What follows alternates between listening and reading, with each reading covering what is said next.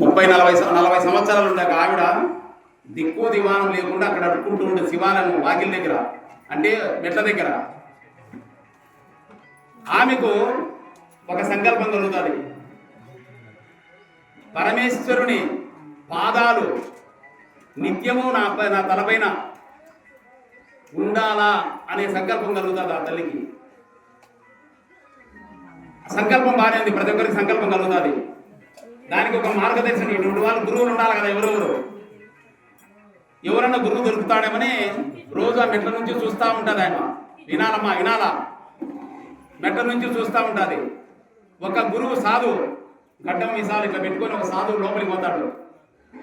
శివాలయంలోకి పోయి తిరిగి వచ్చేటప్పుడు పట్టుకుంటుంది, స్వామి నాకు ఈ విధంగా సంకల్పం ఉంది, పరమేశ్వరుని పాదాలు నిత్యము నా తలపైన ఉండాలా, దీనికి ఏదైనా ఒక మంత్రమో తంత్రమో పద్యమో ఏదో ఒకటి నాకు చెప్పు స్వామి అని అడుగుతుంది.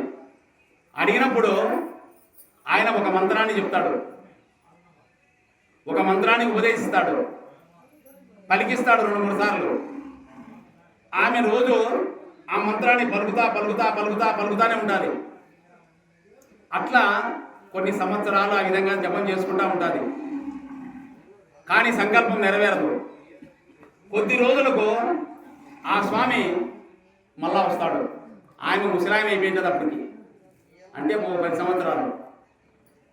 వచ్చి గుళ్ళే పోయి మళ్ళీ వచ్చేటప్పుడు, ఏమమ్మా నువ్వు ఇంకా జపం చేస్తానావంటే, అవును స్వామి ఇంకా జపం చేస్తానని నేను, కానీ స్వామి అనుగ్రహించలేదని.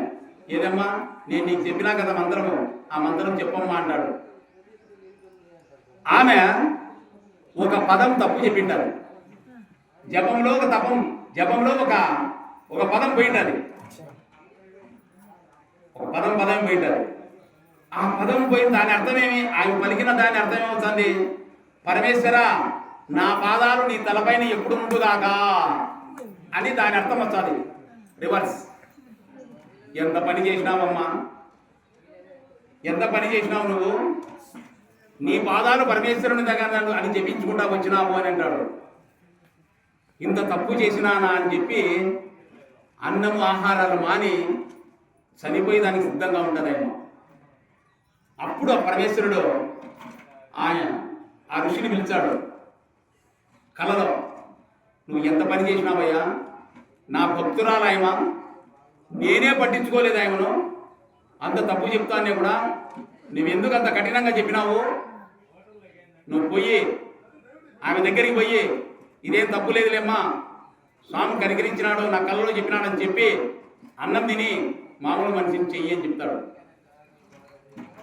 నాకు లేని బాధ నీకెందుకు, నువ్వెందుకు చెప్పినావని ఆయన్ను దండిస్తాడు.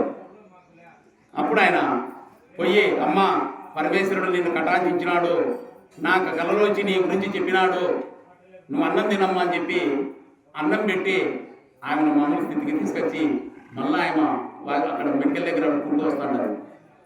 పరమేశ్వరుడు ఎప్పుడు తప్పు చేసినా కూడా క్షమించేవాడే కానీ శిక్షించేవాడు కానే కాదు. నువ్వు అడిగినావు కదా శివలింగం పెట్టుకుంటే తప్పు కానే కాదు. దేవుడు ఏమనుకోడు, చేసుకోవచ్చు. భక్తి అనేది ముఖ్యం అంతే. స్వామియే శరణమయ్యప్ప.